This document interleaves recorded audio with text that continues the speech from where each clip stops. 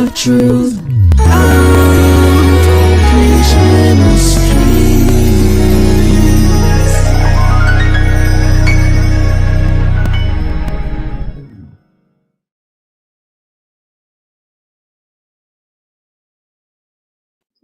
Well, good evening. Good evening, everybody. I pray that you are or have been blessed thus far. Please forgive us for having a bit of what you would call technical difficulty. And one of the reasons why I feel like we had so much technical difficulty is simply because of the topic for tonight.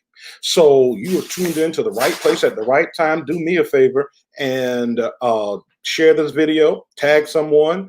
If you know some sort of truthers that you don't see right through here, go ahead and tell them their church is home. We're having Bible study. And so we'd love to have them come in and be a part of that study along with us. So like, share, tag, like, share, and tag, and get this video out there. I believe someone is going to be blessed tremendously by being on this particular live. I really do. And so do me a favor again, go ahead, like it, share it, and help us spread the word that the Sword of Truth is on and popping. Now, I got a brand new computer, and I've been trying to work this thing. And so if you all give me a minute, with anything new, you're going to have some of your issues to go on with it. And so that is what's kind of happening now, guys. Let me see. I don't want to look like a ghost to you. The only ghost is the Holy Ghost, right? Okay, so here we go. Okay, they're tagging people. I love it. Yeah, do all of that. Yep, tag them. Here's what we're going to do for the next 3 weeks. Well, let me back up a bit. We started preaching a lesson entitled Got Faith, ? And man, the lesson has just been amazing. We preached it pretty much through all of last month, 7 installments. And you need to make sure that you try to grab that from the church. Call the church, 843-479-0059, and place an order for the MP3 or the MP4. I promise you it's going to bless you. And one of the things that I was thinking after we closed the message, last Sunday was the close of the message. You got to go and watch last Sunday's message. If your faith has been wavering at any point, watch last week. It'll bless you. And so we're prepping for a brand new series that we're going to start next Sunday. And oh, by the way, did I tell you that we're going back to the building for the 4th of July weekend? We're going to go back into our sanctuary. Of course, using all CDC rules, we'll be all masked up, except for the people who are talking on the microphone or singing. And after they finish singing and talking, we'll put the mask on. Hand sanitizing stations will be throughout the church. And so you won't have to worry about any of that kind of thing. It'll be amazing. Okay. And we're still going to be live. So don't fret. Don't worry. We'll still be live as well. So you won't miss a thing. Thank you for sharing, Shanisha Majed. Thank you, Sha. I'm talking about Shanisha. I don't call you that. So grateful for you sharing, though. Somebody said, oh, Elder Antoinette said I look like a ghost there for a minute. Yeah, I bet. Back in the building. So yeah, if you're coming, you got to get there early, because once we reach the capacity of the people that we're going to have in the building, then we won't let anyone else in. And you got to watch it from the live stream. The live stream will still be going on. So it'll be amazing. We'll be back to talk a little bit about some of that on a later date. All right. So our Bible study usually starts at 6:30. Tonight we've started it at 7. Well, started it at 7, but we didn't go live until about 7:15 or so. So we want to take about an hour from now and have a discussion. So from this today, next Tuesday, and probably the Tuesday after that, all the way through July, I'm sure, we're going to have something called Faith Conversations. Faith Conversations. We want to build. Thank you, Zion, for sharing. We want to grow, and we want to further nurture your faith. Well, how does that happen? We overcome by the blood of the Lamb and the word of our testimony. And so I've asked a group of my deacons to come on live with me, and I'm going to ask them a couple of questions, and they're going to share with you their faith based upon the questions that we're going to ask. It's called Faith Conversations. And so I don't know What's going to happen on this live? I don't know. I just don't know. I know one thing I do know: they're anointed, they're appointed, and they're approved by God. I do know that. I do know that they have a story. I know that. So those things I know. But what's going to happen as a result of tonight and this month's conversation, faith conversations, I don't have a clue what's going to take place. But I got a sneaky suspicion it's going to be big. That my suspicion is going to be big. So if I were you, I would not miss not one opportunity, not one moment. Thank you for tagging people. I appreciate that. Thank you for sharing. Those of you that are sharing, you are helping push the gospel out and being a blessing to your family and friends. Let's start inviting in our guests. I'm going to let them introduce themselves and tell you a little bit about themselves once we bring them on. We'll start with our lead deacon of the ministry, and then that's all I'll say, and I'll let her say the rest. Hello, everybody. I'm Deacon Natasha. I am the lead deacon at Sword of Truth. I oversee a couple of things at the ministry. The deacon side of Sword of Truth, also Kingdom Fellowship of Ministries, and also our nonprofit. I am an entrepreneur at the Sword of Truth. I have a business called True Touch Consulting, where we do taxes, bookkeeping, payroll, help small businesses become legal with their LLCs, S Corps, C Corps, and also nonprofits. And I have a new business that I'm excited about called Sanctum Property Management and Maintenance, where we oversee residential properties as well as commercial properties. So that's a little bit about myself. I have two amazing boys, Shaquem and Kais. Shaquem just graduated from College of Charleston, and Kais will be a sophomore going into Clemson this year. So that's just a little bit about myself. I love it. I love it. And what's the name of the new venture? Sanctum Property Management and Maintenance. Sanctum Property Management and Maintenance. It's going to be what? Big. Yeah, I love it. All right. Next up is another one of our deacons. She's a part of the original 13 with the next two. They're part of the original 13, and we want them to introduce themselves. Well, one at a time. Deacon Chatter. Hello, everyone. Can y'all hear me? A little bit. Talk a little louder. Hello, everyone. I am Deacon Shatta Seegers. I am a deacon at the Sword of Truth. I have been for not 13 years, but maybe around 10 years.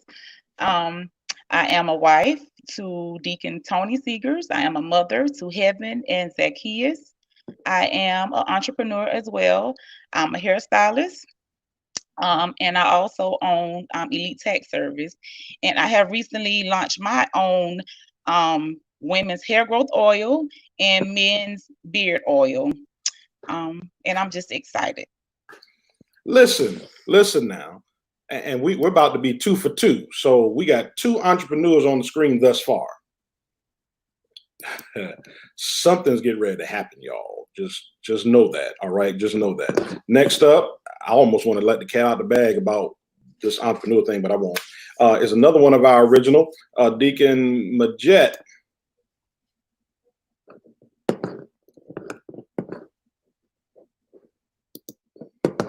Unmute yourself. There you go. Can y'all hear me? Good evening, everyone. My name is Latricia Majette, and I'm a deacon at the Sword of Truth Outreach Ministries. A little bit about myself. I'm a mom of 9, a nana of 16, soon to be 18.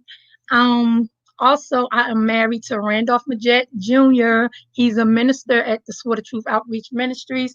I go ahead and say it. Work for Marvel. I ain't talking about that. I ain't talking about that part. You know where you work at. Okay. I am also launching my Trisha's Trinkets, where I do wreath and decors for your house. So if you guys need anything or any decorations for your house, just hit me up. And also, I'm writing my book finally. Other than that, that's it. So I didn't pop this up there. I just saw it. I got my usual production lady. She just got here for Bible study, so she ain't helping me much. But yeah, that's Arcanette Cooper yelling about that's my daughter. We know that's your daughter. Said hit her up. She's a beast. I believe it. All right. And last, I had to bring some more testosterone on this picture because it was just been me with three women, and I'm not going to do that. So we have he's recently passed his catechism test, but the official service to make him deacon will happen in our Occupy conference coming up August the 5th through the 8th. So let's bring in the Reverend Doctor. Hey, man. Well, good evening, everybody. How are you? Good evening, sir. Bishop, I am honored to share testosterone with you. Just like these other beautiful ladies on the call, my name is Dexter McCrae. I am married to the beautiful deacon in training, LaTwana McCrae. We have 3 children, Bryce 19, Marasia 18, and DJ 17. So we've got 2 in college. And a little bit about myself. I am a VP for a finance company. I have 7 streams of income right now. I'm also a barber. I own my own barbershop. I started an online business recently. So glory be to God. That's going to be amazing. I invest in stock, real estate, and I teach people how to be entrepreneurs, how to not only invest in the stock market, but to invest in themselves. So I'm honored to be on the call and share with these distinguished ladies. And we're going to have some fun tonight. God is going to do something big tonight. So listen, I don't know if you all have caught what kind of took place. Now, I wish I was smart enough to say I set it up like this. I'm not. The Holy Spirit is definitely smarter than me. I just kind of follow his lead. And so each one of the ones, all of our deacons, they're entrepreneurs. I mean, well, no, yeah, just about I don't think we have one that's not an entrepreneur. So all of the deacons of the church are entrepreneurs. And on the screen, you see 4 of the ones that we have. Ladies and gentlemen, I don't know about you, but I would make sure that I put my ear to the volume or to the sound apparatus, the speaker, so that you can hear what's going to be said tonight. 1, 2, what you waiting on to join this church? I mean, come on now. Let them say what they want to say about what we are and what we do. The proof is in the pudding. And right here on the screen is 4 distinguished and bona fide proofs that the Lord dwells at the sword of truth. So I don't know what else you're waiting on. I don't know who else you're waiting to see. You need to go ahead and stop dating us and go ahead and get married. Meet my wife and I and the rest of these beautiful leaders at the altar in your white dress. We ain't getting no older. We might as well do it. So let's go for it, right? Let's go for it. Join today. Well, not right now. I want you to listen right now. But then right after, you just click that button to say that you want to be a part, and we'll have you be a part. All right. Let's get into it. I'm so super excited. I don't know what to do. So here's what I'm going to ask you to do. And you've already actually started doing it. So yes, it does. Keep your microphones on mute until you speak. And then when you speak, of course, unmute yourself. That's the only way we'll be able to hear you. I didn't even. Okay. Yeah. That's my daughter, y'all. Don't come for her. I didn't read all of what she said. I just happened to click it and then read it when it was on the screen. All right. That's right, Z. Oh, Jesus. Okay. All right. At any rate. So you unmute yourself, answer, and then put yourself back on mute. That way everybody can be heard. Here is the first thing I want to ask. So we have been in this series called Got Faith with a question mark. And last Sunday ended that whole series, Got Faith. And so there's been we've had a couple of different messages on from how to get faith through your ear, how to activate faith, and then how to develop faith. I want to know, how has the lesson Got Faith helped you? How has the lesson Got Faith? How's it helped you? And you can just pop in. the lesson Got Faith helped me. Can everybody hear me? Because I can hardly hear y'all. Okay. The lesson Got Faith helped me because I know for years God has been telling me to step out on faith, and I've been working like 2 or 3 jobs. And it's like I'll leave one job, go to the next job, and still doing hair. But hair is one thing that I would never stop doing. So early part of this year, I know I heard the voice and telling me like this is like your last month working at the doctor's office. You're gonna just do hair. But I was discouraged because sometimes if people going through situations and they don't have no money, the first thing they're gonna do is not get their hair done. So in my mind, I'm thinking, well, when something happens and they don't come and get their hair done, this how I help take care of my family. So what I'm gonna do? So it's like me and God had to have a long come by y'all for years, like for years. And then this year I just decided to do it. I was afraid. And then when you started the lesson, Got Faith with a question mark, I had to really ask myself, like, do you really have faith? And at the time I did it because I know I heard God say do it, but I really didn't have the faith. I just did it out of obedience, but still afraid. So once you started preaching and teaching on God faith, it kind of helped me. Hold. That just hey, that's so good. That's and you may have to put your earplugs in so you can hear us because listen to me. That was really, really good. So you did it, but you didn't have faith. You were moving in obedience and not faith. Yes, sir. Right, we're gonna circle back. So once you started teaching on God faith, and I started digging in and listening, and also going back listening to the replays of the messages, it started getting down in it started hitting me. Then as I started going back looking at my books from just my appointment book, I'm like, wait, I was stressing but not realizing that I stepped out on faith. I stepped out in obedience without having the faith, not really checking the track record. And I'm like, I haven't went without yet. And my book has been packed up ever since. And I'm like, and sometimes it scares me, but then I'm like, what, God, but you said this is exactly what you said do. So I thank you for the God faith. And now I don't have a question mark. I have an exclamation mark because I got it now. And that helped me to not only step out with that, it let me see the other things that I had in my hands already. And I'm trying to go out here and get other jobs, but it was already in my hands. Wow. So I thank you for God faith. So now it's with an exclamation mark because I got it now. Listen, period. See, don't make me shout. Because I'm going to end up shouting. I feel a shout coming on. I really do. I feel a shout. All right, somebody else pop in and if you want to hear better, you probably got to get some earplugs. You can hear me. The lesson. I think when the lesson started and then the pandemic happened, it slowed me down to the point where I could really hear.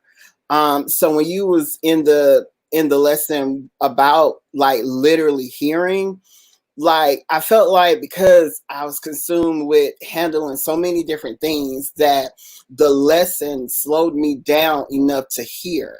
And once I was able to hear, like I knew you always taught us that everything we needed was in our hands. And even though I heard it, like having so much in my hand, I couldn't really have the faith that it could get done. I think I traded more so on the fear of it and failing to realize the reality that I wasn't in control, that I didn't need to be in control of everything. So once the pandemic slowed me down, like, and I started hearing, and then, I mean, just things started happening. You talked about, I think like last week or something, about speaking stuff. So literally, I mean, I went into this consecration. And I remember just every morning getting up and speaking after prayer, like exactly what it was. You said name it, you said identify it, you said put every stipulation on it. Once I started speaking it over my life, I mean, things just started happening. I mean, when I tell you my business, I would have thought during the pandemic, like things would start slowing down, but things have increased like times 10. I mean, I'm having new clients come in and all because I stepped out on my own. Like Deacon Chatter said, I was, I felt like I had to work on, have like a 9 to 5 on top of all of my other personal ventures that I did, or my other business ventures that I did. So I didn't want to let go of the 9 to 5 for the security part. Knowing that you have a steady paycheck, not waiting on clients to come pay you and so on and so on. So knowing that I had that, but I kept saying, I think it was like last year in November, I told everybody standing up in leadership that I was going to leave the job. Okay, something happened, I didn't leave. Something else happened, I didn't leave. When the pandemic happened, it forced me to leave. And it was because, and I felt like God took it from me because he knew that if he didn't take it from me, I was going to continue to work in it. But when he took it from me, it was just like, hold on, wait now, wait. Y'all going so fast. Wait a minute. Some of that stuff got to marinate, man. You said you were so afraid to let it go that God had to take it from you in order for you to release it. Mm-hmm. Jeez. Oh, okay, go ahead. Because it was easier to be afraid than for me to exactly have faith in God that it was going to happen. And once, like you kept teaching the message, and like Chatter said, I mean, I'll be riding down the road and kind of concerned and worried about different things. My kids will call, or worrying about the job and whatever. But listening back to your messages, it literally just started really sinking in. And when those things started sinking in, I promise, God started blowing my mind. I mean, things just started happening for me. And I mean, like, it was like my faith level has increased like times 100. I felt like when I stepped out, like literally, I felt like I could step out on and walk on water. Like that's how much my faith has increased through this message. It has been amazing. And I mean, I just can't wait. If God has done this, I can't wait to see what else he's going to do. Well, I know it's going to be big. that much I do know. So you said it was easier to be afraid than to believe. Yes, sir. Easier to be, okay. All right. Okay. Deacon, God took it from me, so I could amen to that. All right. Are you all sharing this video yet? Did you share it? Did you tag somebody? I saw some of you tagging. Thank you, Elder Antoinette, for tagging as many people as you did. You're going to have someone miss an opportunity to be blessed. Just in the 2 people that's spoken, I already feel like running. I mean, just in 2 of them. I feel the anointing, tears are starting to bubble up. I'm trying to hold myself together because I'm supposed to be the host tonight. But you don't want someone to miss what's getting ready to be released tonight. Share this video, tag someone, hook them around the neck, push their face toward the phone because they're not watching anything that's going to be profitable. Make sure that they get into something such as this so that it can be profitable. That's right, Elder Ida. She said it was easier to be afraid. So she had to fight through that. Come on in this room. All right, let's go. You hear me? I can hear you. Okay, for me, I really noticed, like, having faith in a lot of things and having faith for other people. That was pretty much my story. You could see stuff for other people happening and not believe it for yourself, but it took COVID. Like COVID came in and it just came in with a vengeance, if I must say that, because at the same time, you so wrapped up in other people's stuff and what's going on with job or whatever else pertaining to this one and that one, that you don't have time to really figure out or think about your own self. But me, when it came to me, the faith piece, okay, I knew how to go out there and make money, but it took a turn for the better, because I was like, okay, yeah, I could do these different crafts or whatever, but at the same time I was like, beating myself down, saying, nobody is not gonna get my stuff, or they're not going to support me. So I'm like, okay, I had to really like search myself and say, okay, God, if you put all this stuff in my hand, literally you must have a purpose for it. So, okay, but like I said, you could always go out there and make money. That's the easy part. But where my faith came in at is with my marriage. Because some know the story and some don't know the story. Um, with my marriage, God literally like forced this COVID to come, and he literally put all of us in a place where we couldn't move. So therefore, some of the stuff that you said that you were over, or some of the stuff that you said that you wore, that you was rid of, all of that comes back. It comes back to try you. So with that being said, it's like, do you really trust me? Do you really believe that your marriage is going to get better? So being in the house with your spouse, the one that you was really and just ready to just throw it all away, it brought back a whole lot of memories. And we talked, and I'm like, okay, it triggered some stuff, not to the point where it was chaotic, when everything was fresh. It just brought back memories to the point of, okay, you know what, I could talk about this now. I could really talk about this. And meaning, if you put yourself, what is it, a bucket list, and I'm like, okay, you know what, I could check that off, because okay, we done passed this.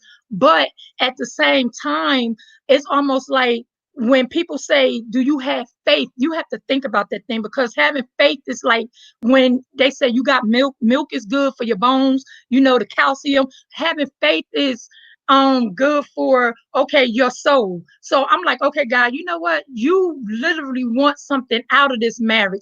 And with that being said, I was like, okay, you know what, go ahead, let's just have at it. Go ahead and just give me all what it is that you're gonna give to me, so that I could literally put it out there. Because I'm like this, things that we go through in life, it's a lot of people, um a lot of people are not equipped to handle it. But at the same time, when you're in God's face and you're talking to God and you're trusting him with certain stuff, you just have to be open to the fact of, like he's saying, like, you're gonna do this, it's gonna work, and you're gonna have at it, and I'm gonna give you the access to stand on it and be able to talk about it. So me, the thing, like I said, the thing with the faith piece is the marriage piece, because I'm like this, if God allow it to come your way, and if he allow you to go through it, trust me, it's a bigger picture than just you and your spouse. You have other people connected to you. You have people, I mean, like all ages. It just don't start at a grown person. This is for little, people growing up. Also, it's a thing to where, like, a lot of the stuff that you said you wouldn't do, you're gonna find yourself doing it. I mean, find yourself doing it along the lines of, okay, you're gonna do it right this time, because right now people are really looking. The light is like literally there, it's shining on you. And I mean, I could literally sit here and say, my marriage now, if I mean, I'm gonna say I do again in August. I am, because y'all, it took I, that's I would just insert that right there. It's just been awesome. I mean, literally, I mean, stuff I said I wasn't gonna do no more. I'm like, okay, you know what? Nope. I'm gonna go ahead and do this, because God, you said, I'm putting all of this back in God's face, because at the same time, if he allow it to come out and he fixed it, I'm gonna have the faith to know that, okay, as long as I can lean on him, I could talk to him, I ain't gotta go through a second, third party, I'm good. So with that being said, just like I said, people said, milk is good for the bones, faith is good for your soul. So how long have you all been married? It'll be 30 years in August. Listen, guys, hold on now. Wait. Okay, so I don't know who out there married, and you've been married for 3 years, you've been married for 5 years, you've been married for a year, maybe even 10, and you're like, okay, I'm going to let this marriage go. And this woman, now I know the story. We're going to probably have to talk a little bit about it with one of these other questions. I was sitting there thinking, oh, she get ready to get into one of my other questions before I'm ready for it. she started walking that road. I was like, oh, let me stop her. No. Hear me now. You have in front of you a living testimony. See, this is faith conversations, right? And so you were like, I got to let this thing go. When I release this woman in just a moment with the next couple of questions, you're going to realize that if you hold on to God, you could make 5 years turn into 30, and then after the 30, God pays you back for the hell that you went through in the first 29 years. Yeah. If I keep talking, I'm gonna end up messing up. So let's go forward. But hear me now. If you know someone who has a rocky marriage, tag them. Well, don't tag them because they might feel like you tagging them. Well, go ahead and tag them. You know you got a rocky marriage. Tag, and so they can get on this live and watch what's getting ready to take place. You want help? Help is right here. All right, help is right here. Yeah, let's go. All right, Dex.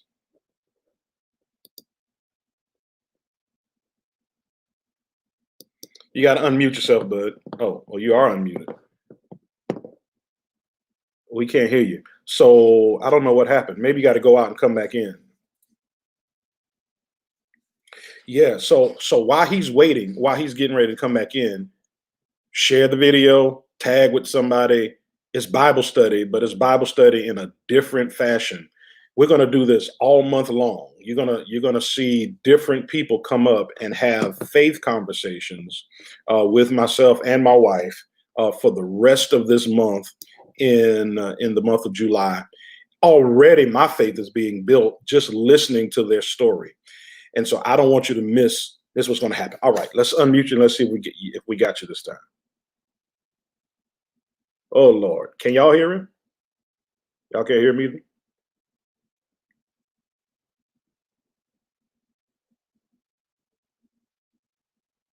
Can you hear me now? We can hear you now. Yes. All right. Yeah. So for me, it was, I knew how to, and I heard the sermons on faith, and I knew that I could encourage somebody else. But in the back of my mind, I still had doubts. Like Deaconess Chatter was saying, I have so much going on, and I really didn't. I believe God could help me, but I didn't have the faith to actually sit and wait. And this this series has taught me, after hearing it every week for 7 weeks, the Bible says faith comes by hearing, and hearing by the word of God. So with me hearing it so much, it really caused me to get it into my spirit. And I can remember talking with my wife and just saying, maybe I need to just slow down and take God for his word and believe that he's really going to give me everything I need, rather than having my hands and being twisted and turned in so many directions. Sit, listen, and hear what God was really trying to do. So I did that, and he gave me so many creative ideas that really took my hands out of things that meant nothing to me, but other than keeping me busy and keeping me away from him. So this series has taught me to be still and know who God really is. So when I really began to sit down and just listen to what God was saying, hearing him and following his direction, it gave me so many more creative ideas, where it meant more time with him and less time of me trying to figure things out on my own. I've made so much money during COVID-19 where, the world says you're going to lose everything because the world is shutting down. It's not been the case in my house. I've made more money since COVID, and it's probably going to take off even further now that God is really involved, and I've really begin to give it to him and believe in him and walk only according to what he wants. Then it starts to turn around. So I encourage you to just sit and listen and believe God for who he really is. Take him at his word and trust him. even if hell is all around you, believe in him and know that he's God and he's going to take care of everything. Sometimes you just got to let things go and only hold on to what God tells you to hold on to. So it's been amazing.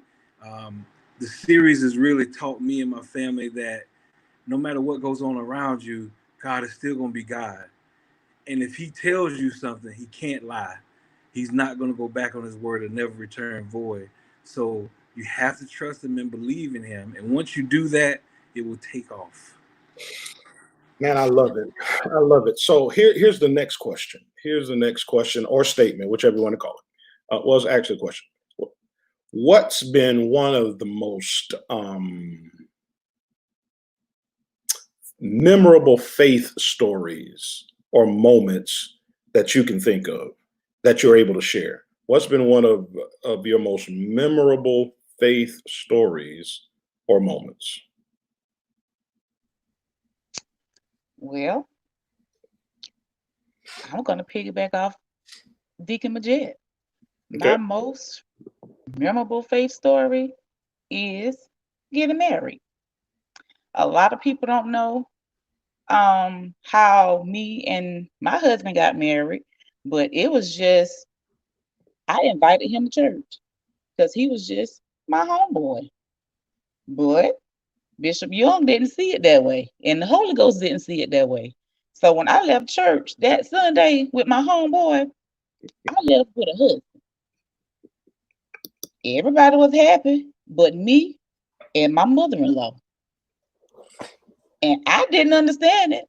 And I don't think my husband understood it, but he was happy because he had a wife. I'm getting ready to turn my camera. But he was my homeboy. And here we are. And here we are 15 years later, and we still together. But was it easy? It wasn't easy because at the beginning, I looked at him as a friend. You know, yeah, our husbands are our friends, but I looked at him as my homeboy, my friend, somebody that I could talk to. I didn't think that God had it set up for him to be my husband. And I can say this because we've already discussed this, of course, 15 years later. But in the beginning, I loved him enough, you know, if something happened to him, you know, I cared. But at the beginning, when he just said, you know, this your husband, you know, blah, blah, blah, I wasn't in love. So it took some years for me to like fall in love because I was confused. Because I had to question God, God, like you told him this, that he was my husband. Well, why you ain't told me? Like, you didn't tell me. I come to church. I mean, then I knew your voice a little bit. You could have at least screamed it to me. So I feel like my most memorable faith walk is me getting married and me walking it out even without understanding it. Like, we even go through things now, and you know, but it's easier now because we both know who we are and we understand things that we didn't understand then, we understand it now. So my most memorable faith walk is getting married and walking it out, being obedient. I'm gonna say you have to trust. I had to at least trust the voice that said it.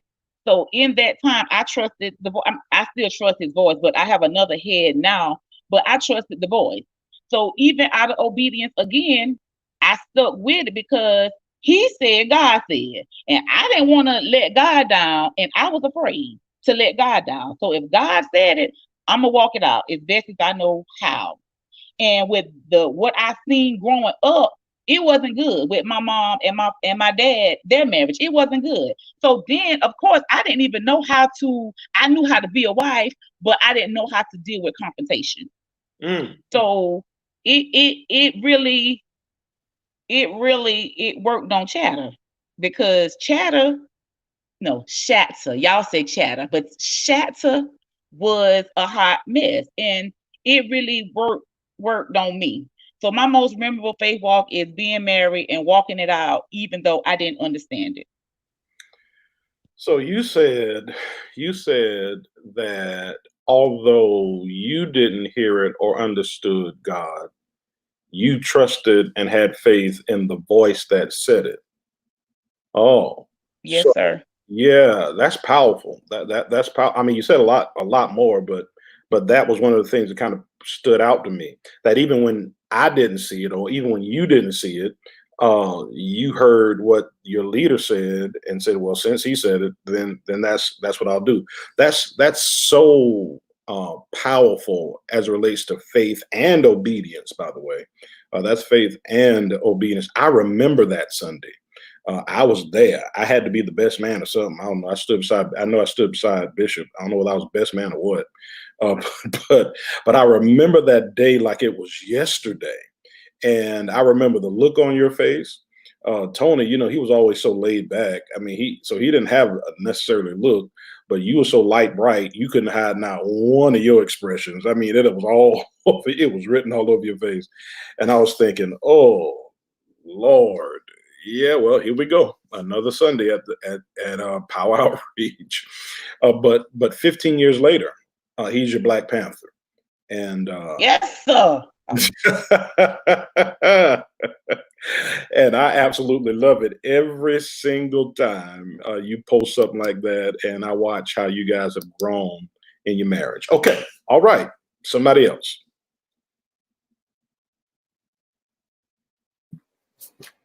I'll go. I think my biggest faith walk was probably becoming a single mother. I had my youngest son when I was a senior in high school, and about 2 years later, I had my oldest son senior in high school, youngest son 2 years later. So of course, I grew up in a Baptist church. So growing up Baptist, you got pregnant out of wedlock. You was like one of the black sheeps of the church. So like my faith walk was the stereotype of being a single mother, not having the Cinderella ending, like you're going to be married first, then children, or career, then children, or however, some people do it. But people telling me that I couldn't do it.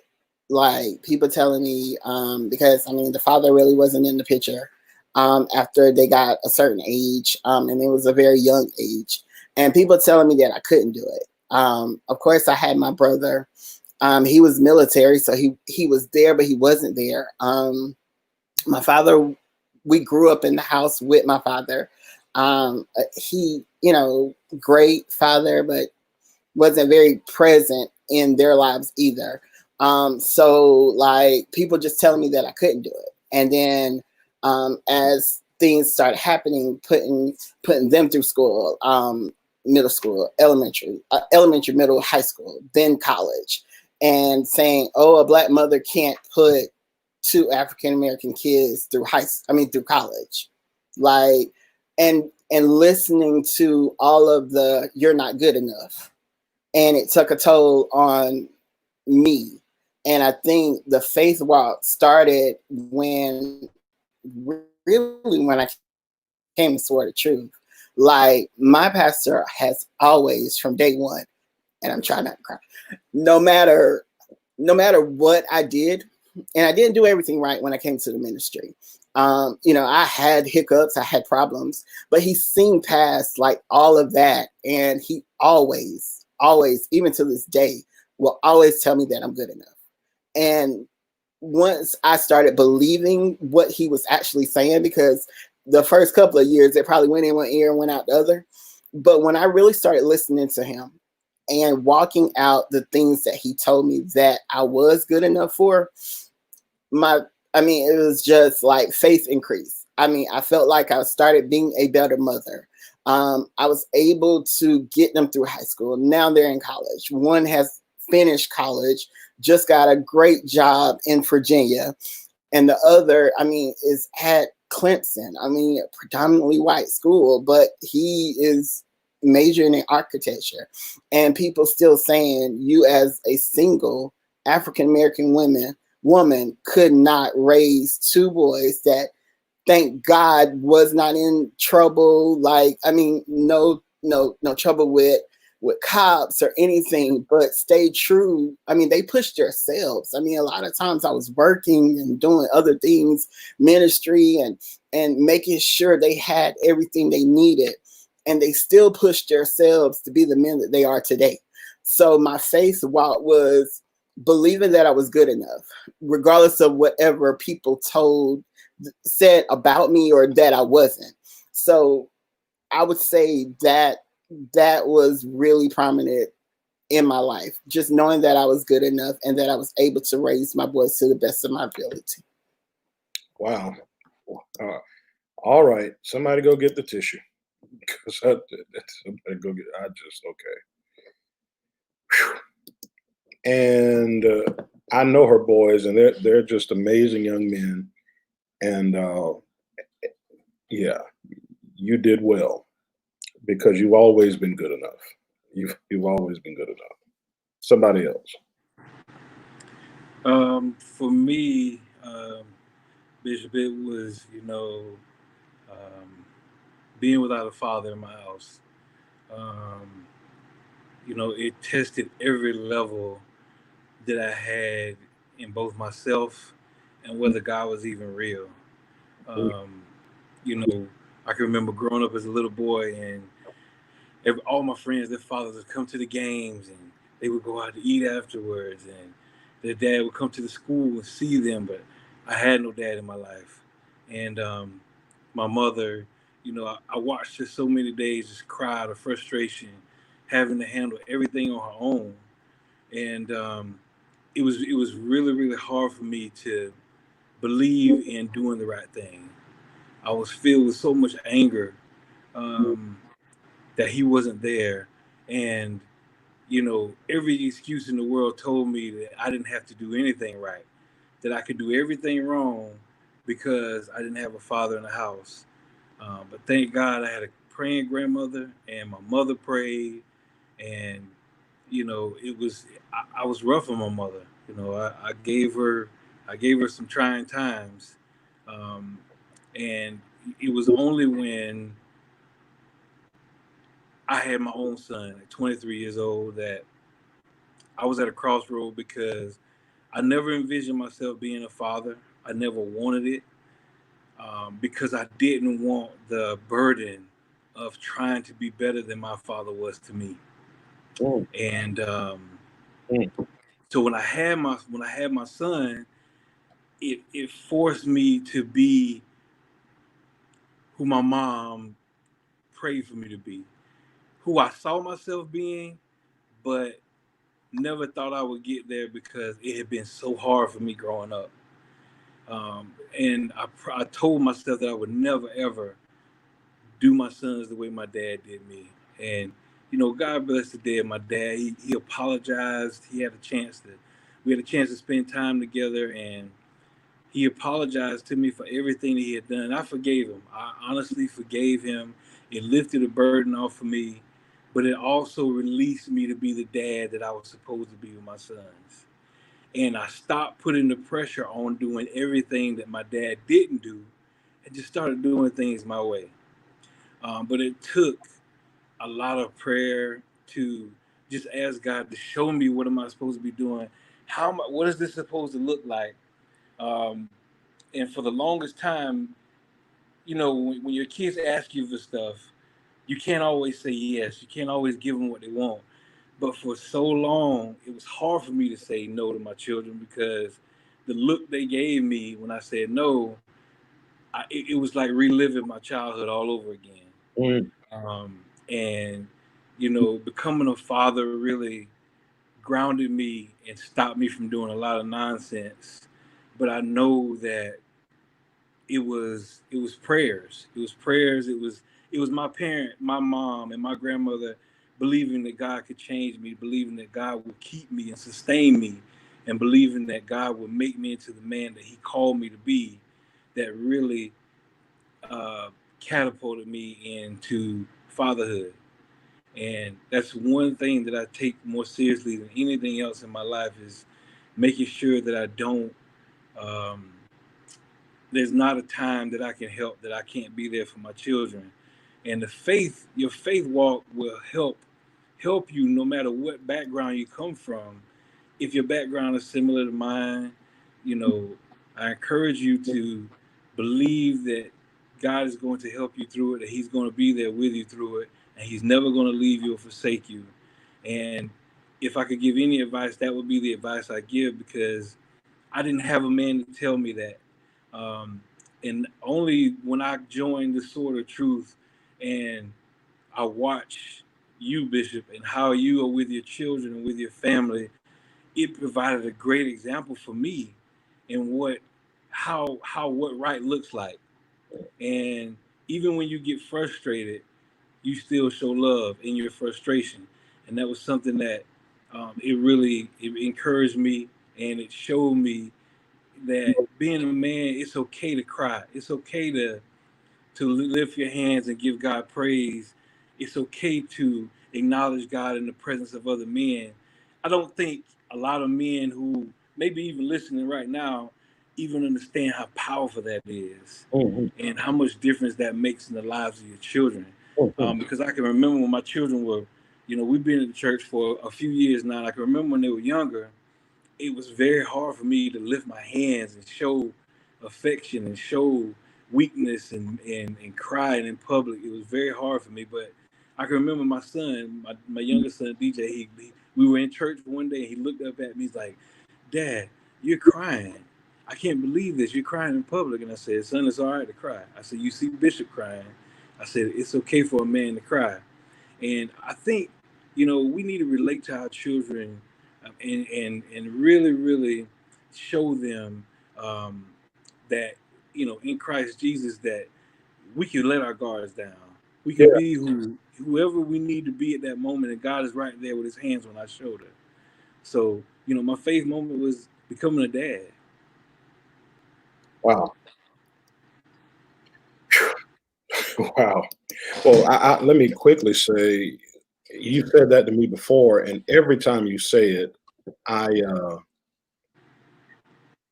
there's a level of trepidation that comes over me, and it is because I want to make sure that I don't fall, because I got people such as yourself looking. And if you're looking at me and DJ's looking at you, and it kind of goes on, and it becomes just this domino effect that I do my best to pray every day. Lord, cover, Lord, protect, Lord, strengthen, so that those who look to me, I won't be the thing to cause them to stumble as they walk with you. That serves an amazing story, amazing place of faith. All right, Reverend Dr. Latricia. You can hear me? Where do I start? Where do I start? Okay, guys. My faith walk.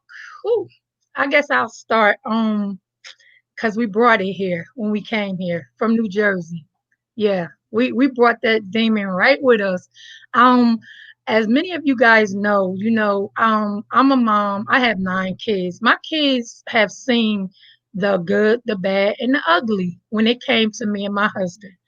Y'all, it wasn't good all the time. It wasn't good. But one thing I want you guys to know, that whatever it is, you could get through it.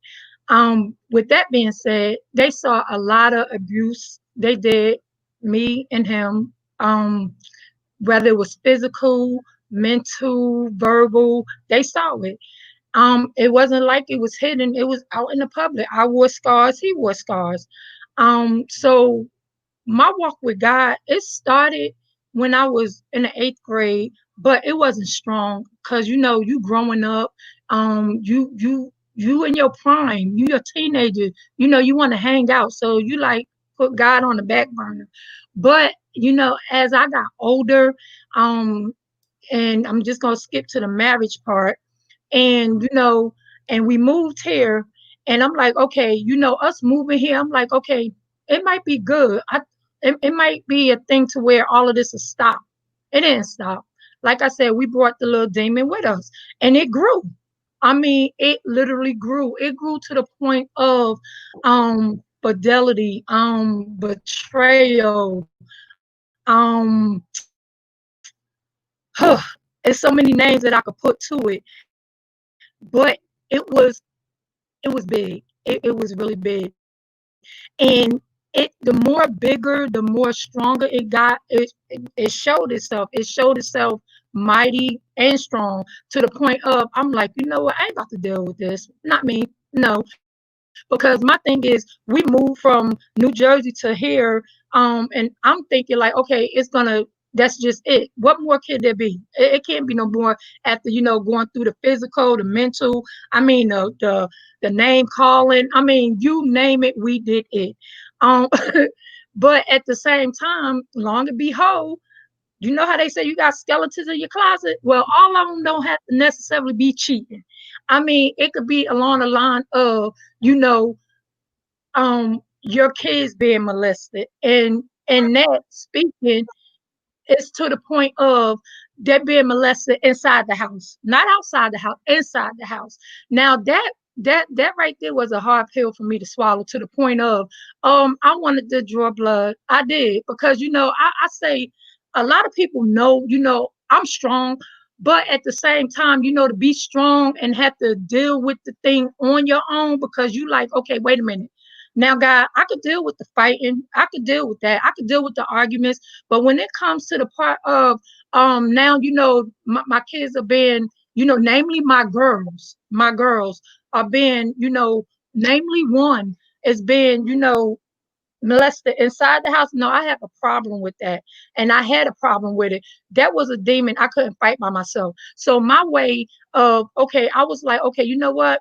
Maybe I should just call it quits. But I said, because this right here, I can't do this. I just cannot. I don't have no more in me.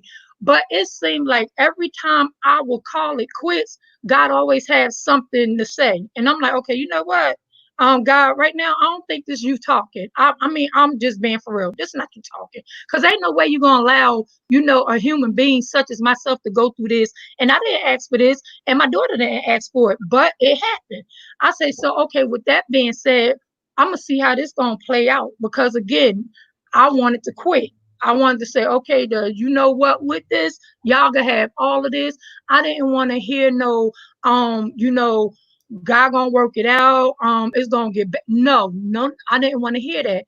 So I'm here to say I always tell people I'm just cut from a different cloth.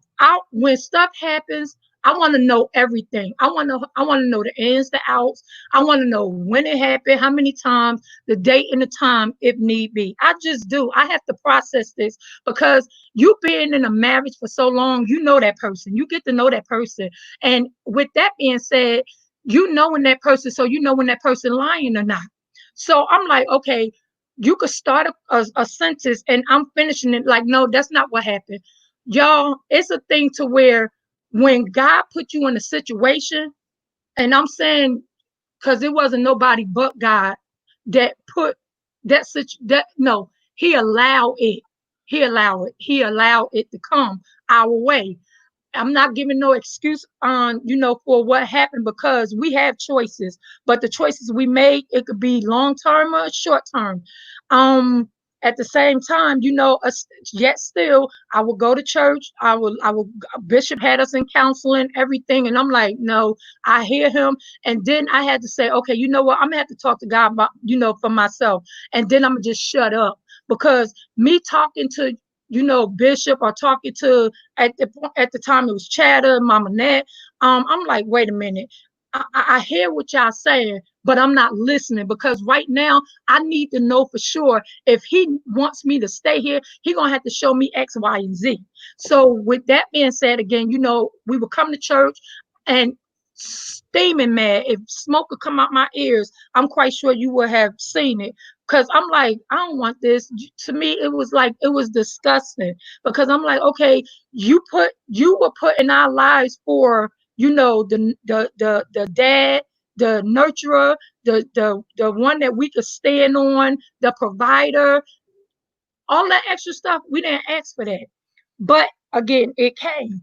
So when everything came to the surface or whatever, however the story went down, it was just a hot mess, a hot mess along the lines to where I'm like, okay, what do I do now? Okay, God, if this really what you want me to do, you're gonna have to show me, and you're gonna have to bring it through, because right now I'm not gonna talk to nobody. I'm going to go ahead and shut me down. I'm gonna shut up so that I can listen to you. Because if I keep talking, I'm not gonna hear what it is that you're saying. Like the truth, what you're saying. I trusted Bishop. I did. I trusted First Lady as well. But at the same time, y'all, I literally had to go in for myself because I'm like, okay, I never cared about what people said or whatever, what people thought. My main concern was how they was going to address my husband. I was like, no, I don't need y'all treating him no different.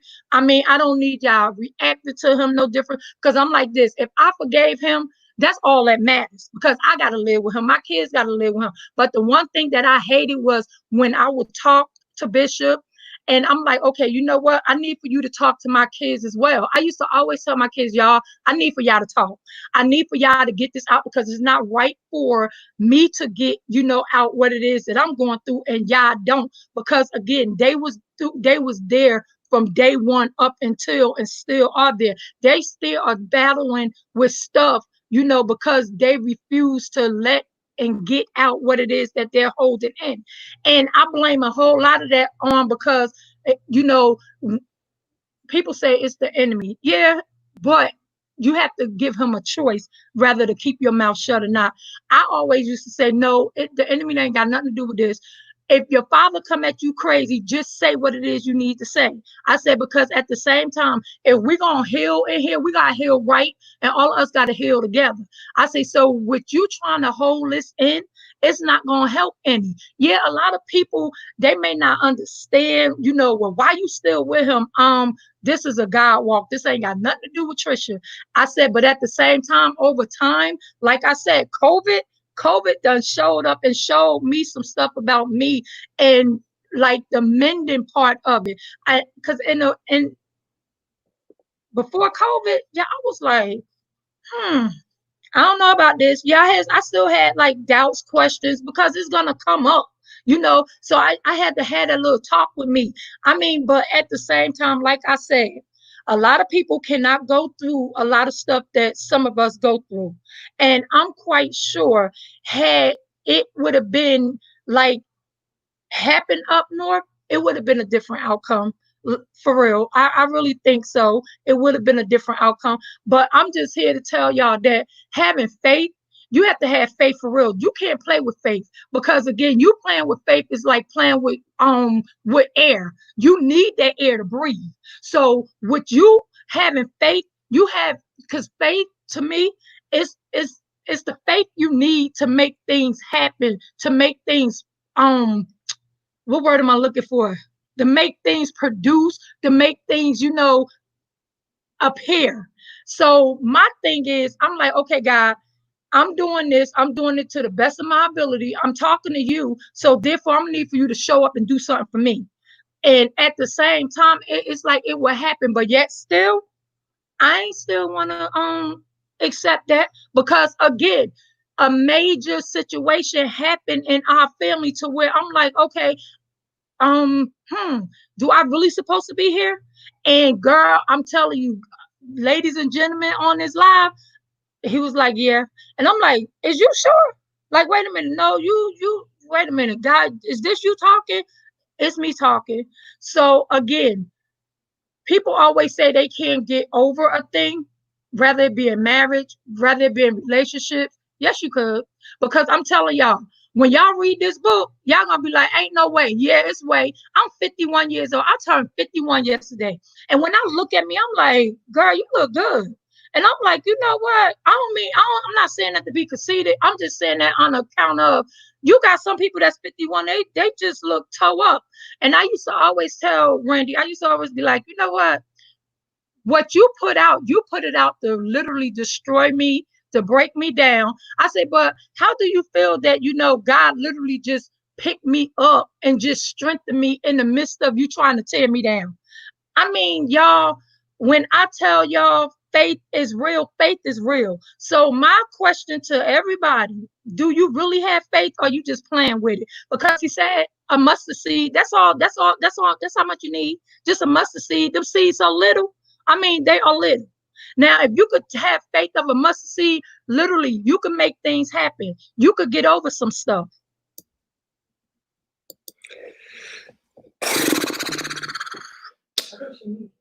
So, yeah. And then there's that. So, okay. So, now, I'm very rarely speechless. I can pretty much hold everything together, but I'm sitting there thinking, wow, wow. Again, I know the story. I know the story. Been there, done that. And I just didn't know. Here's what I want to say to you. There have been so many people that had their own private conversations as it relates to what took place in your house and your family.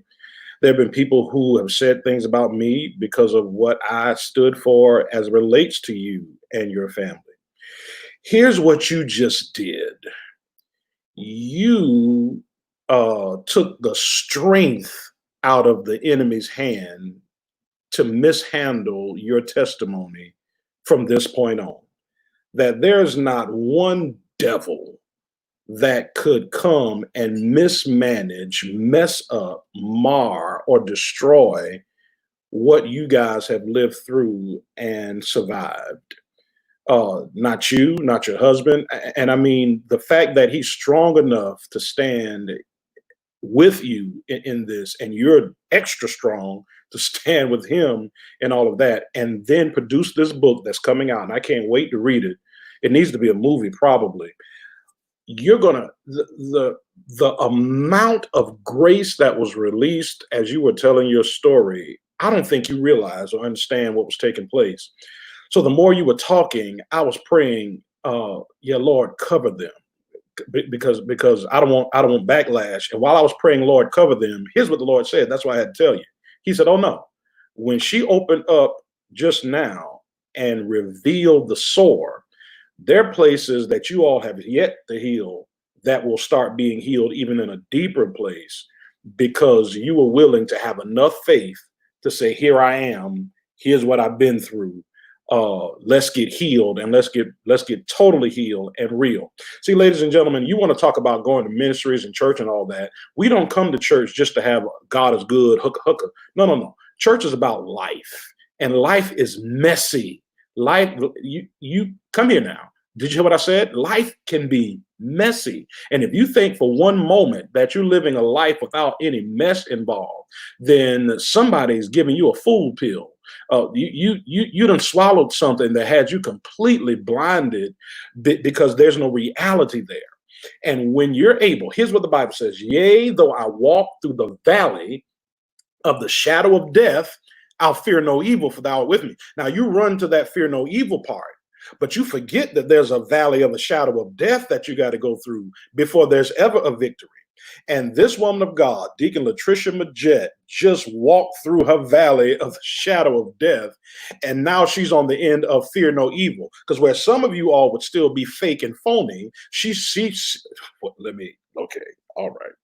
Where some of y'all would still try to act as if, she put out the real deal and said, this is what happened, this is who we are, and guess what? And we still together. And the devil still didn't win. And I am grateful to God for that kind of courage, that kind of faith, and that kind of tenacity. I'll never forget some of those conversations we had. And while you were talking, I kind of went back to them, and I was crying on the inside because I remember how hard it was. And although, you would look at me and I probably didn't have an expression on my face at all much.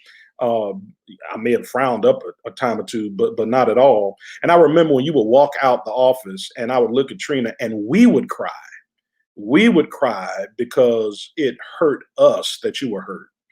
I didn't want to cry in front of you because I needed you to see and feel strength.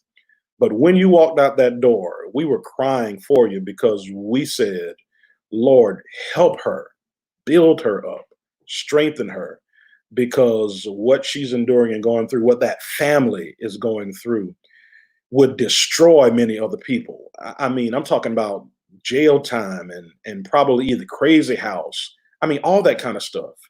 And think about it. Y'all ain't perfect, no. The kids ain't perfect, no. But none of them are where they're supposed to be. Not one of your kids are where they're supposed to be based upon the story. Not yes, Lord, yes, Lord, yes, Lord, yes, Lord. Not one of them are there. You're not where you're supposed to be. Your husband's. I mean, none of that has taken place. So everything that was didn't, and faith. The fact that you held on to faith did that.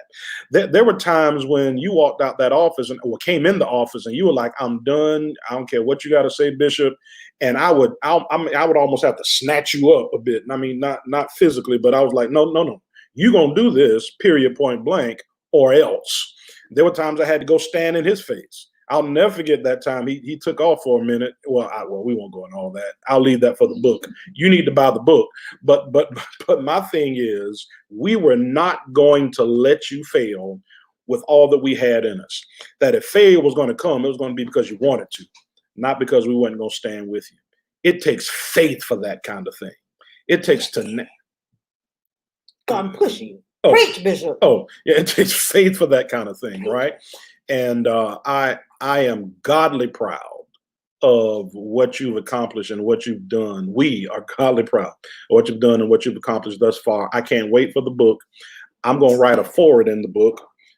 So just know that I'm going to be one of the ones. I don't know who else you're going to get to write a foreword, but I'm writing a foreword because it's going to be one of those bestsellers. We are SOT strong. Now, listen, ladies and gentlemen, if you're watching this video, if you're watching this live or in the replay, if you've not gotten strength in these testimonies, these faith conversations yet, your faith container is broken, and you need to ask God to develop your faith container. This is nothing that we're making up. These are testimonies that have taken place, and many of them while they were a part of our ministry in our church. One of the things that I try to live by is this, that we're not here to beat you down. We're here to get you up. And you can come as you are. That has nothing to do with clothes. That has nothing to do with clothes. Now, I mean, we wear what we wear. But when we say come as you are, we're not talking about clothes. Yeah, wear your Timberlands, wear your Gators. I don't care about that. What we're talking about is whatever you are, you come. Come as you are. You just won't remain as you are. By the time we love the hell out of you, you follow. By the time we love the Hades out of you, by the time we wrap ourselves around you as a church, by the time we preach and not care that you don't want to hear us preach it, by the time we prophesy what you don't want to hear, but we'll keep saying it anyway, you will walk out and begin to attack life from a different angle and a different way. I wonder, got faith? If you don't have faith now, then something is wrong. All right, so I didn't get halfway to we had a whole lot more to talk about, but y'all just done blew it out the water. Why y'all do that? What? No, you can't. That's not right. That's not right. We can't be doing this kind of thing. Here's what I want. Here's what I need you to do. Since we're right at the hour moment, I want you to take an opportunity to have a closing statement to someone watching. There may be somebody watching right now that has been in similar situations that many of you have been in, and you have a grace on your life to bring strength and deliverance. There's somebody right now who probably wants to give up. Somebody tagged them, they clicked on, they're watching. There's some people who didn't even click on. They're phantom viewers. They can hear what's going on, but they didn't want us to know that they're there. But they're suffering and they're dealing with some things that there's a grace on your life to break. I want you to minister to them. Take about 30 seconds to about a minute. Try not to go too far over the minute. But I want you to minister directly to the hearts of those who are listening. It could be about what we've already discussed, or it could be about whatever's on your heart. Maybe God just laid something else on your heart as we were talking, as we were listening to one another. So I'm gonna ask you all to just kind of pop in, and we'll put you to the front so that you can minister to the people. Who's going to go first? I'll go first. Thank you, sir. If that's okay with the ladies, I want to um, I want to encourage you. If you are a father who hasn't been in the life of your children, don't give up. It's not too late. It's never too late to be a part of your children's life. You fight for your children. You let them know that you're not going to leave them. You're not going to go anywhere. You're going to be there for them. Don't give up. Have faith. Pray and seek God in everything you do. He'll give you the strength you need to endure. He'll give you creative ideas. He'll give you a reason to be the person you've always envisioned to be. I know for a fact that you don't wake up saying that you want to be nobody today. You want to lose today. You want to give up today. There's something still left inside of you that God has given you. Use it. Have faith. Believe and go forward. Don't sit around because time waits for no man. Trust God, believe, and be the person that God wants you to be.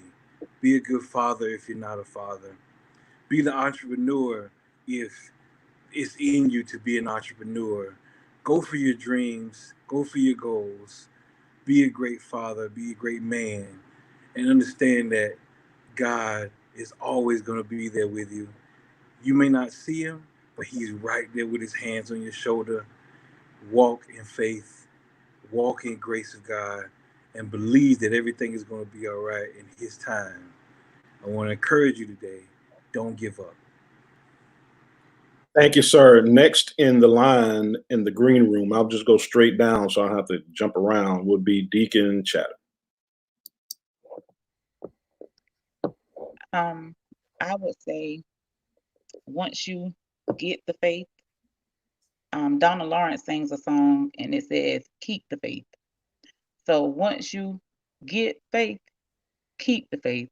Regardless of what situations that you're going through, even when you can't trace God, still trust God. It's never too late to dream again. It's never too late to go back to school. It's never too late to do anything that it was that you always wanted to do and someone always told you that you wasn't good enough. Dream again. It's okay. Keep the faith. Trust in God. Don't let nobody tell you what you can't do. Don't let nobody, I don't care if it's a million people doing the same thing that you do. They can't do it like you. You, your own original. Be you and keep faith. I love it, Deke. Next down the line is Deacon Natasha. I would say life will reward those who have faith within their heart. Regardless of whatever you've been through, whatever sin you think that is just too much to come back from, know that God, no one sin is bigger than another sin. God will, if you're obedient to God and you come back and you serve and you love God, God will show you that I can still love you through whatever you think that you did. So if you've done something, don't shy away from God. God will still show up and push you to where to back on the path that you should be on. I had someone inbox me and they felt like because of whatever they did that they couldn't come back to God. So they stayed away. I would say to you, whatever you did, trust God again. Come back and let us love you the way God would love you. Know that God, like Deacon Dexter said, God will always have his hands on you. God will always, once you pray to God and be genuine with your prayers and just let everything out, God, you will feel God's embrace. You will feel him with his arms around you. And it will make you feel that you can do whatever he has in front of you. So I'm asking you, trust God again. Whatever it is that you think that you're not good enough to do, trust God again. And I promise you, he'll bring you out. Awesome. And last on the list is Deacon Latricia. Before you speak, Deke, Tricia, I want to pop up a comment that I think I saw a little earlier because I want to kill that lie too. Uh, brother, we call him Man. He said that my father is still my hero in spite of, and my mom is always my superwoman. I wanted to make sure that we put that up there and put that out there. That your comments was nothing about killing your husband, as much as it was about revealing a devil and letting that devil know he no longer has any power. You all have been doing much better and really good. Y'all came over looking like you was going to the beach the other day. So just in case the rest of y'all out there think that they ain't together, they still together. Show them the ring. Put your finger up so you see they still together now. So and then there's that. All right. So go ahead, Deke. Okay, guys. What I want to leave with you all tonight is get ready to take your faith walk. And taking your faith walk, yes, you're going to encounter a whole lot of, probably negative, a whole lot of people not believing you, namely in families, because once we start exposing the little demons, everybody is not going to be in your corner to help you with that. You may have to walk your valley by yourself, but it's good because God is there. Also, do not, I don't care who it is, mama, daddy, sister, brother, aunts, uncle, do not allow people to shut your mouth. That's the wrong thing for you to do, because in you shutting your mouth, you're not getting better. You're not healing. You're giving the people that hurt you rent-free space in your head. And it's time to expose them, evict them. It's time to put them out. Again, a lot of people is not going to be okay with it, but that's fine too. Because if somebody would have told me this a long time ago that I was going to go through some of the stuff that I went through, I probably wouldn't have got married. But I'm glad I did. Because like I said, all of it wasn't bad. It was not bad. But again, like I said, please do not allow people to shut your mouth.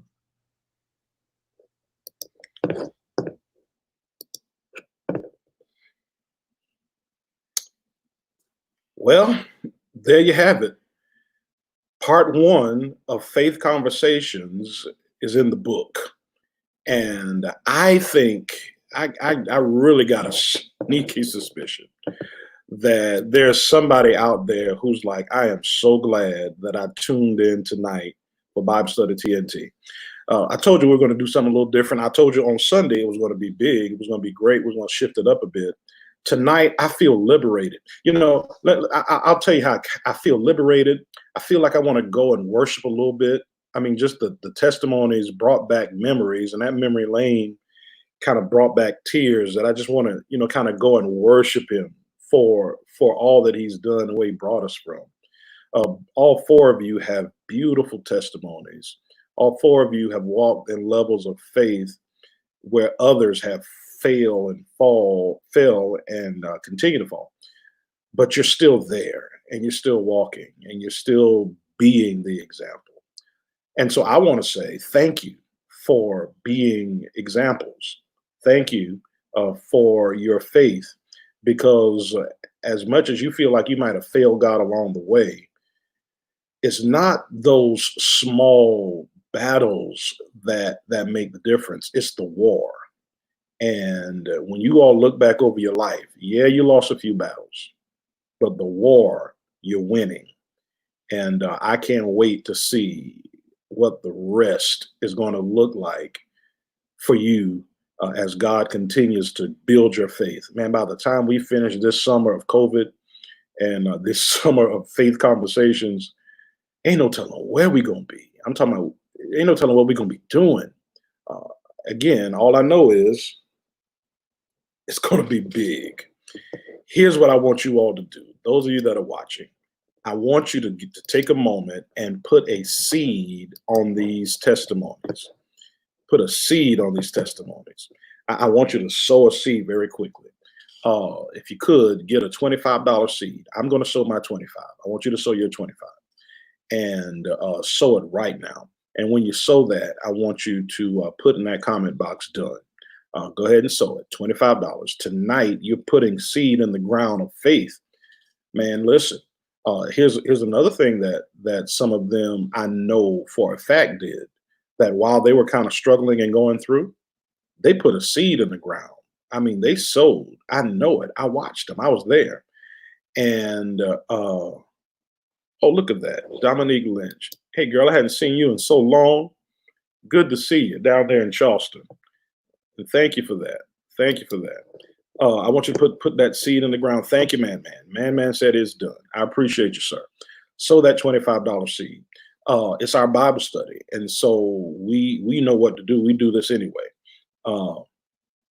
Shawanda Hicks said that she really enjoyed Bible study. Thank you for tuning in, Shawanda. Thank you, First Lady, for sowing. We appreciate that. Thank you, Janice, for sowing. All right. Yep. Thank you for sowing. I don't want to miss anything. I don't think nobody had a birthday that I know of in the church. You know, some got some. Oh, I mean, yours yesterday. We ate. We ate.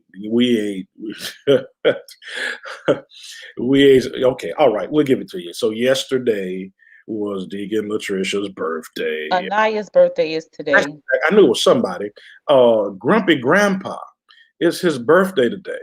And so, well, I call him Grumpy Grandpa. His name, he's Anias Pinky. He is the son of Chris and Delana Pinky, some leaders at our church. Today, he's 4 years old. So we celebrate him today. And tomorrow, guys, tomorrow,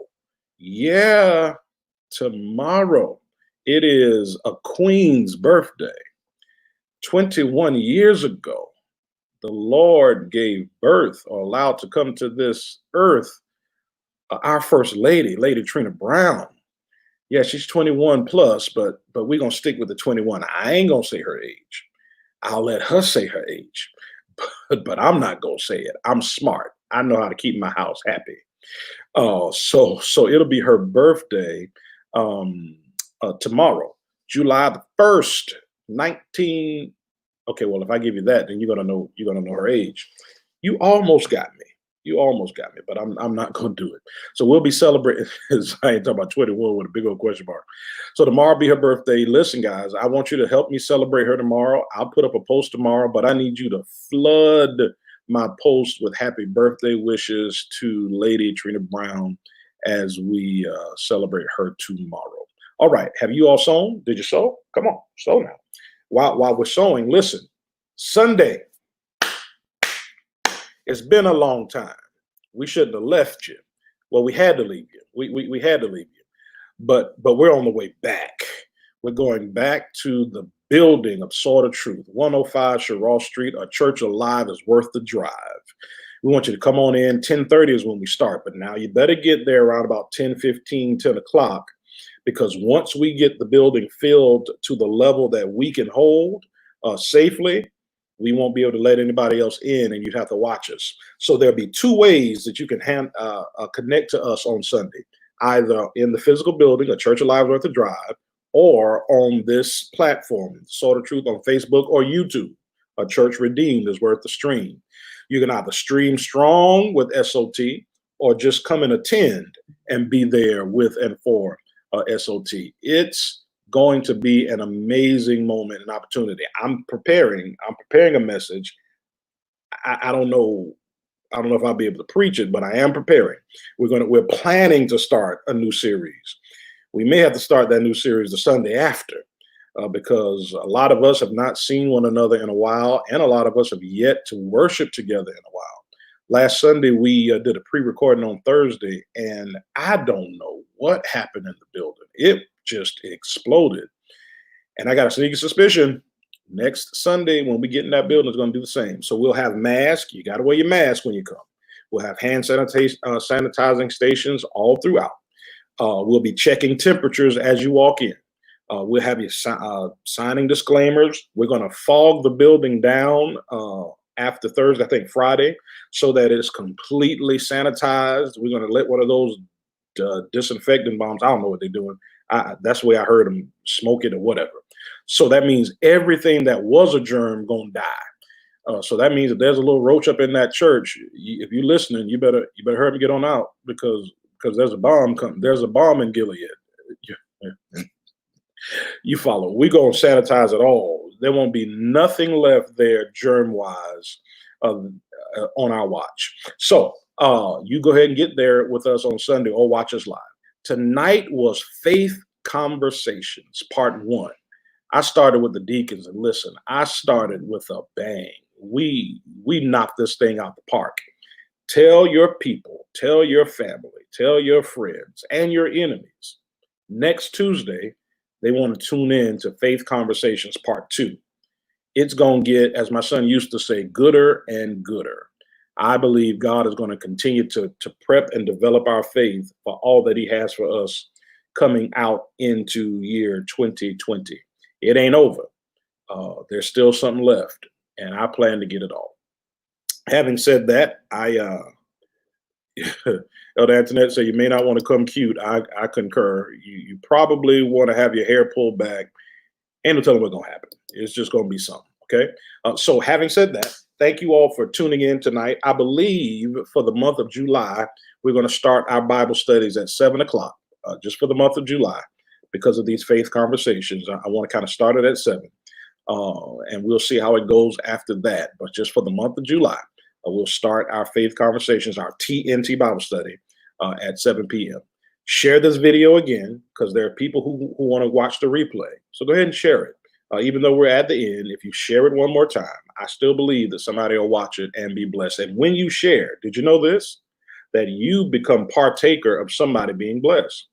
Yeah, every time you share it and somebody watches that and is blessed, the Lord gives you for them. So that's why you share it. Till then, I got to go. I haven't eaten anything. So I'm getting ready to go eat and watch this replay so I can go sit and cry like I wanted to while I was trying to be the host. When I watch it back, I ain't got to be the host. I can just receive. This is Bishop R. Christopher Brown III, the Relevant Leadership Strategist, Senior Pastor of the Sword of Truth Outreach.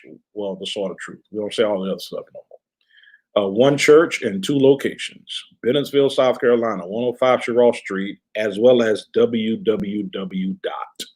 on the World Wide Web. We're also the presiding prelate of Kingdom Fellowship and Ministries. We're saying that God has something big for you this year, and don't you let this year leave without getting it. God bless. You guys stay on the line.